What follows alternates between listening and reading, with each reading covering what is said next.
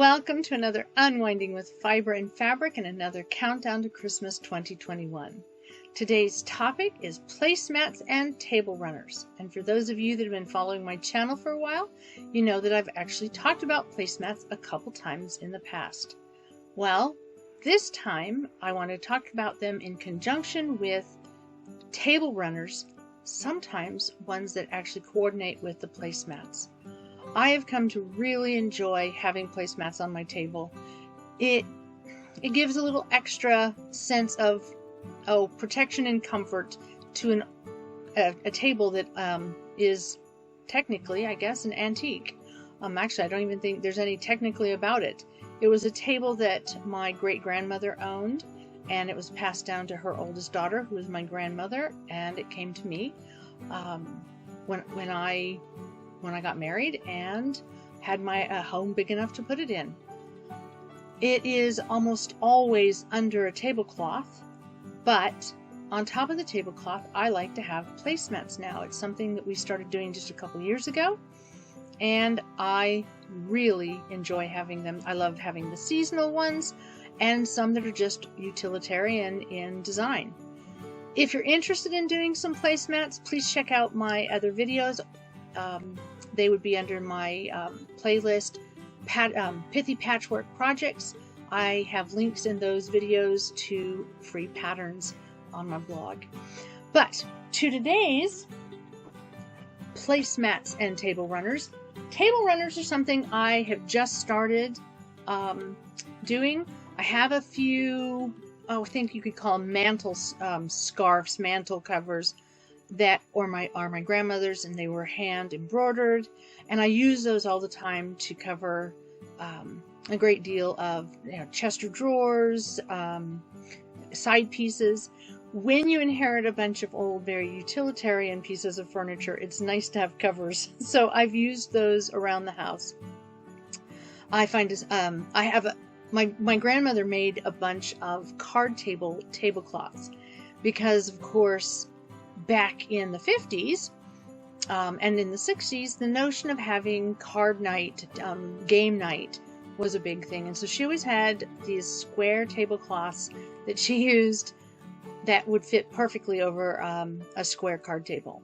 And so I have a number of those that she embroidered, and I find that they work really well. If I fold them in half, I can use them on a rectangular side table. So I have a number of those kind of things, but I've never really made table runners myself. But this year I've gotten into the trend of making some. I've been kind of dabbling with them. I have a few that are kind of floating around in the back of my mind that I hope to make maybe even before Christmas, but not before this video. So the first one I want to show you, and it's in the red that I've been sharing with you, and again, as always, there will be pictures with better color. But this one was just a simple, this was, believe it or not, me testing out in the hoop quilting, machine quilting design that I just wanted to try. So rather than just doing a sample to see how it worked, I threw it on a piece of red fabric with some batting scrap from a bigger quilt project, put some binding on it after, because the backing was all done in the hoop. So it was just a little doodling on the machine embroidery. The design is one that I have purchased from another machine embroidery designer. But it was just doodling, and so that's one of the things that I love about the notion of placemats and table runners. It's what I love about making pillows. Sometimes the samples that we do, whether it's machine embroidery samples, whether it's patchwork block that we're interested in trying, especially if it's paper piecing, we want to do a sample before we pull out the big project. And then we sit there going, well, now what do I do with my sample? Well, that's what started this project as well. These were samples that I was using, giving it a try. And then I just sewed them together, put a backing on them, put a little quilting with them, and there you had it. So this table runner inspired me to make a pot holder because I was trying out this new design that I had digitized up for machine embroidery. It looks like traditional paper piecing or patchwork, but it's actually done in my embroidery machine, and I wanted to test it. And yes, I can do paper piecing. So this was just me saying, I know you can do this with the machine. I've done it in the past. Let me give it a try. And it was a way to use, I had a bunch of fabric that had these little pieces that I wanted to fussy cut because I had a panel that somebody had given me, and figured I might as well go ahead and continue fussy cutting them. Fussy cutting is when you cut out specific designs in the fabric, making the fabric look a little bit like Swiss cheese. And so I wanted to give that a try and find a way to use those in a very quick project. So next thing you know, I was making placemats because I was testing out different sizes, different ways of finishing the corners, and I started making placemats. So I made some of these, and with the tree in the center. I also did some of these with the horse in the center. And of course, and I'll have another day in which I cover mug rugs, but I had to make a bunch of mug rugs.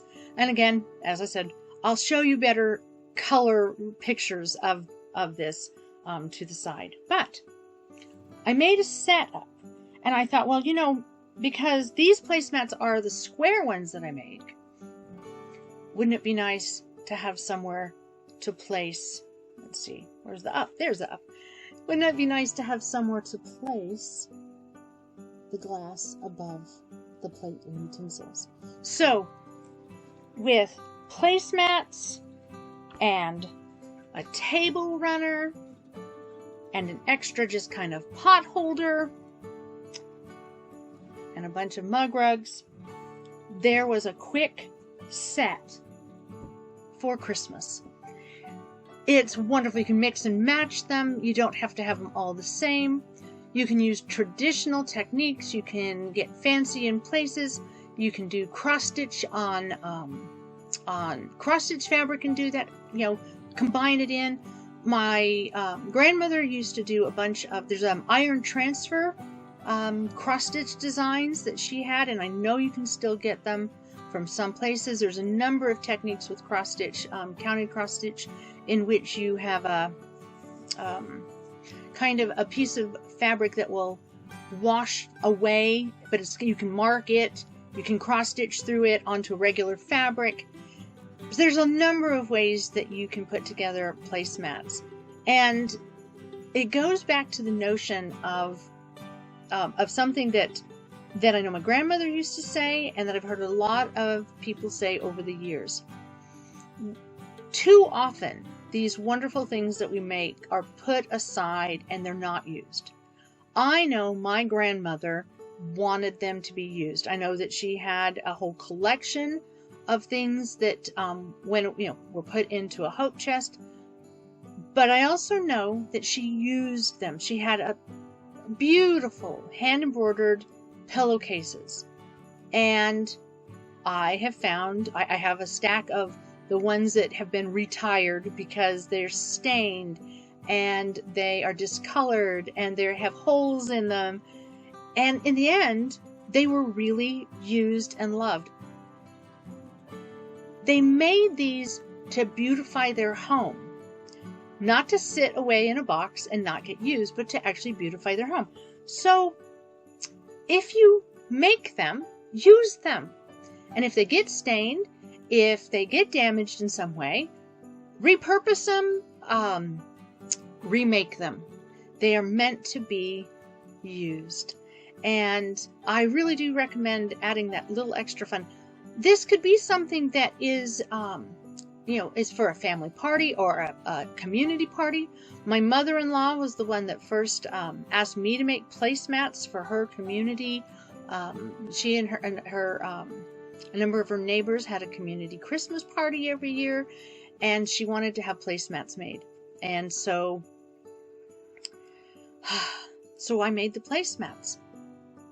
They can be something for a party. They can be just for your own sitting down to have dinner on,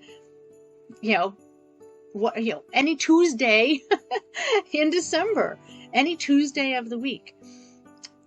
Having the different placemats makes your home feel a little bit more special. Every meal can now be a bit more festive and fun. And that's why we do this, and that's what it's for. So I recommend, don't hesitate. If you make these things, don't hesitate to use them. Don't get stressed if they get a stain on them. That's what they're for.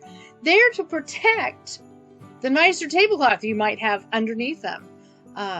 They're to protect the table from being scuffed up. They're protecting wood surfaces from watermarks, from glasses that are sweating.